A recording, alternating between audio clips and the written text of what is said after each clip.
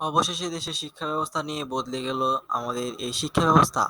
চলমান পরিস্থিতি থেকেই দেখা যাচ্ছে যে এখন শিক্ষার্থীরা এই শিক্ষা ব্যবস্থার জন্য আন্দোলন করেছে। শিক্ষা ব্যবস্থা নিয়ে যত সব আলোচনা, এখন শিক্ষার্থীদের নতুন সব আগে পুরাতন কারিকুলাম চালু হবে। তো এখন শিক্ষা ব্যবস্থায় নানা ধরনের পরিবর্তন আসতে যাচ্ছে। নবম ও দশম শ্রেণীর জন্য নানা ধরনের সুযোগ সুবিধা থাকছে। শিক্ষার্থীদের প্রযুক্তির উপর অনেক ধরনের সাহায্য করা হচ্ছে এবং তারা যেন প্রযুক্তিতে উন্নয়ন করতে পারে এই নিয়ে আলোচনা করা হচ্ছে।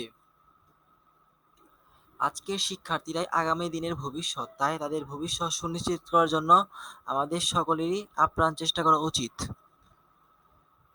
শিক্ষা মন্ত্রণালয়ের বিভিন্ন উপদেষ্টারা নানা ধরনের আলোচনা করছেন যেন এই পুরাতন শিক্ষা ব্যবস্থাকে আবার ফিরিয়ে আনা যায় এবং প্রাথমিক শিক্ষার্থীদের জন্য পুরাতন নতুন শপথ শপথ বাক্য বাদ দিয়ে নতুন যেটি শপথ বাক্য হচ্ছে যে সেটি আমি হচ্ছে আমি করতেছি শপথ যে করছি যে মানুষের সেবায় সর্বদাই নিয়োজিত নিজেকে রাখবো, নিয়োজিত রাখবো, দেশের প্রতি অনুগত দেশের থাকবো, একতা ও সংহতি বজায় দেশের রাখিবার একতা জন্য ও সর্বদা সংহতি সচেষ্টা বজায় করব। রাখিবার জন্য হে মহান আল্লাহ, সর্বদা সচেষ্ট আমাদের থাকিব। হে শক্তি দিন, মহান আমি যেন আল্লাহ, বাংলাদেশকে সেবা আমাদের করিতে পারি, মহান সৃষ্টিকর্তা বাংলাদেশকে আমাকে একটি শক্তি শক্তিশালী ও দিন, আদর্শ রাষ্ট্র আমি হিসেবে যেন গড়ে তুলতে পারি। বাংলাদেশের আমিন। সেবা করিতে পারি।